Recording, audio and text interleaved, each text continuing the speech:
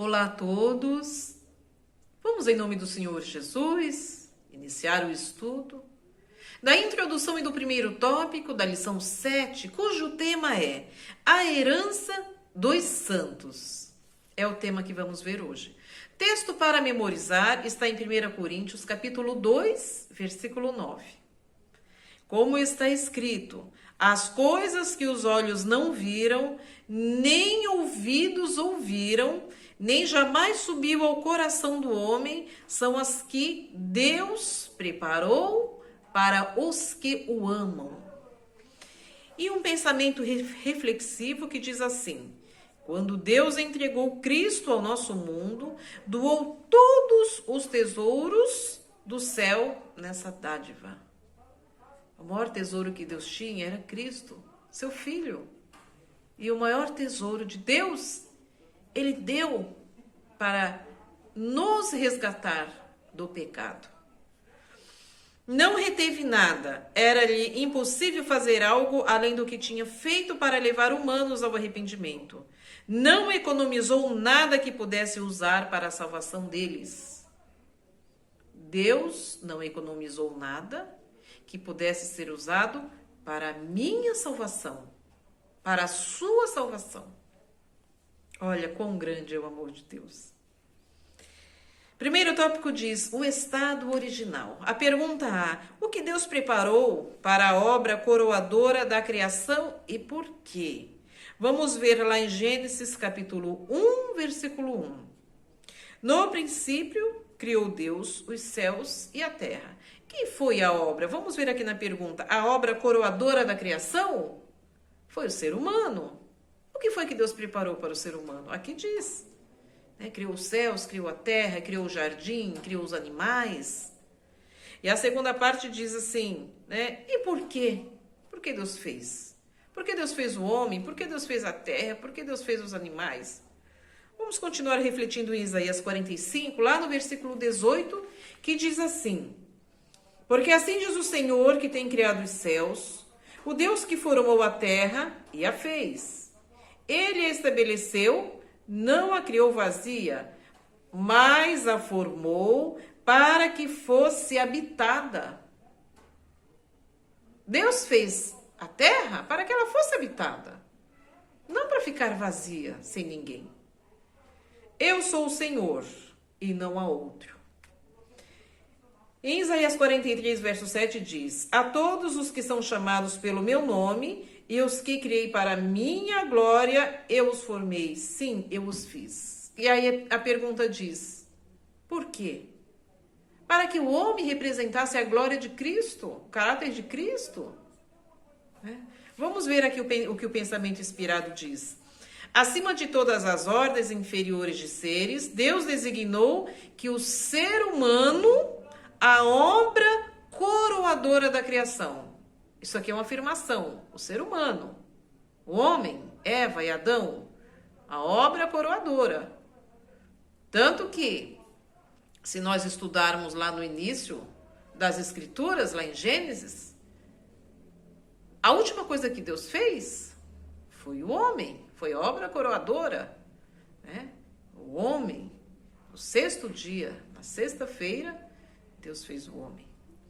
Continuando, que o homem, a obra coroadora da criação, expressasse o pensamento divino e revelasse a glória do Senhor.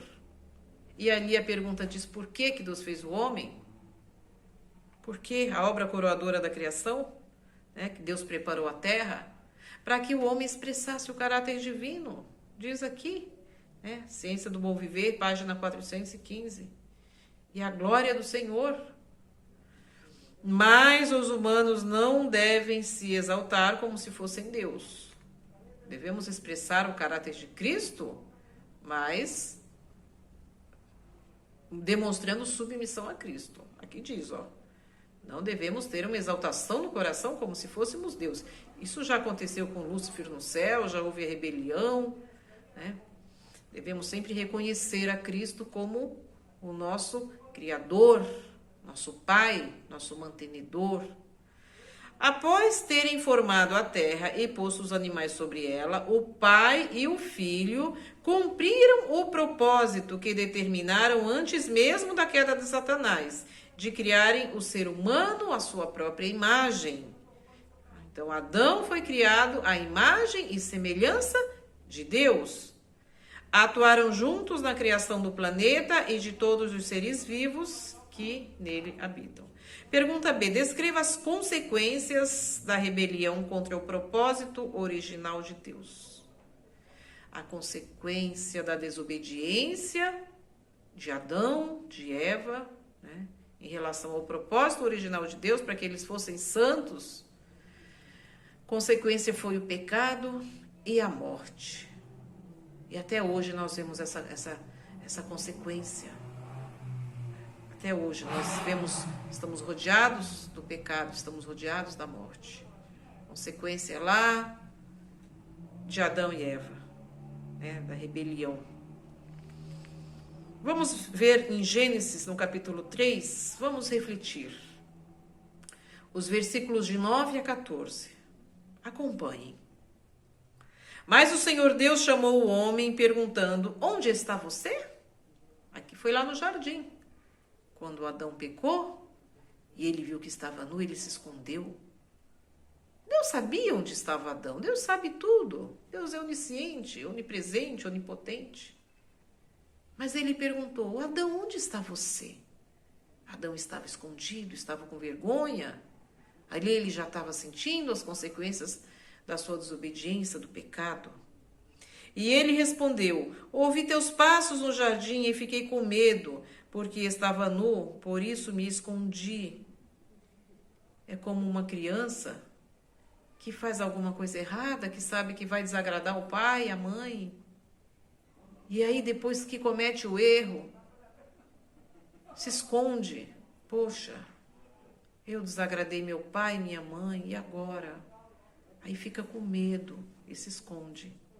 Assim estava Adão. Quem lhe disse que você estava nu? Você comeu do fruto da árvore da qual eu lhe proibi comer? Disse ao homem. Deus disse ao homem. Aí Adão respondeu: foi a mulher que me deste por companheira, que me deu do fruto da árvore e eu comi. O Senhor, Deus, perguntou então à mulher: que foi que você fez? Respondeu a mulher: a serpente me enganou e eu comi. Aí foi um culpando o outro, né? Então o Senhor Deus declarou à serpente: já que você fez isso, maldita é você entre todos os rebanhos domésticos e entre os animais selvagens. Sobre o seu ventre você se rastejará e o pó comerá todos os dias da sua vida.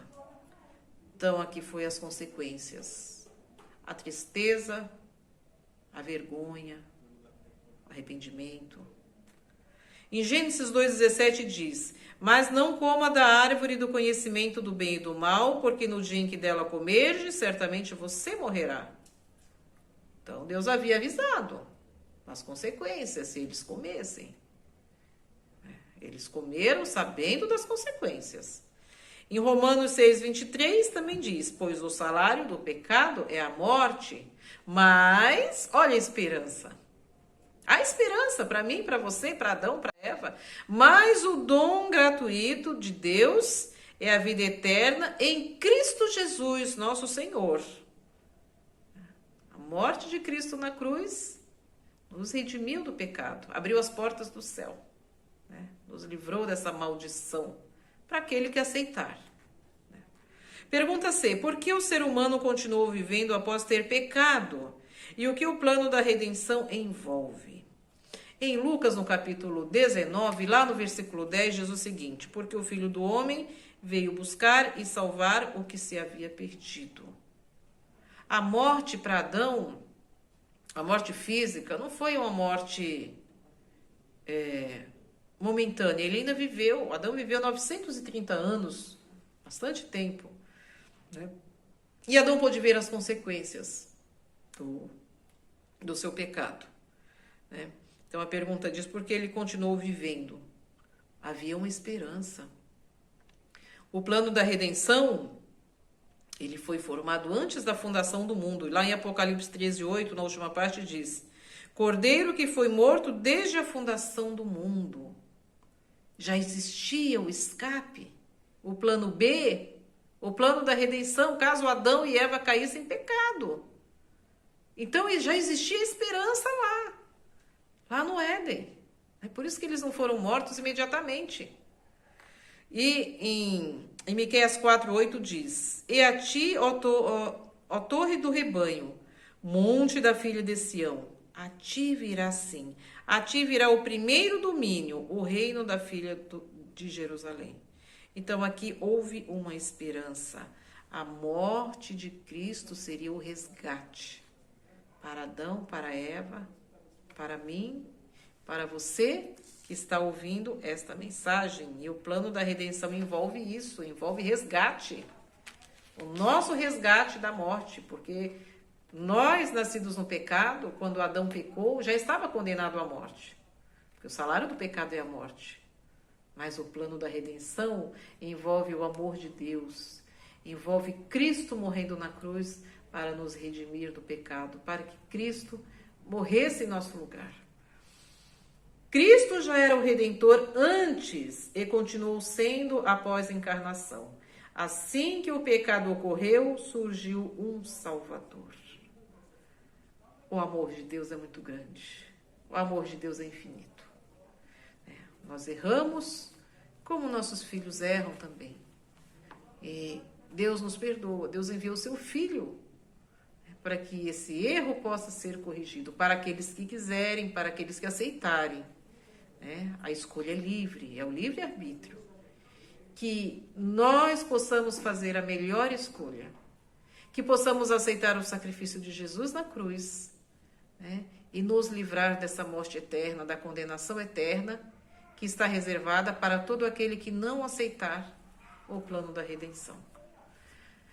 Que o Espírito Santo possa permanecer com todos, para que possamos entender qual seja a boa, agradável e perfeita vontade de Deus em Cristo Jesus. Bons estudos da lição a todos.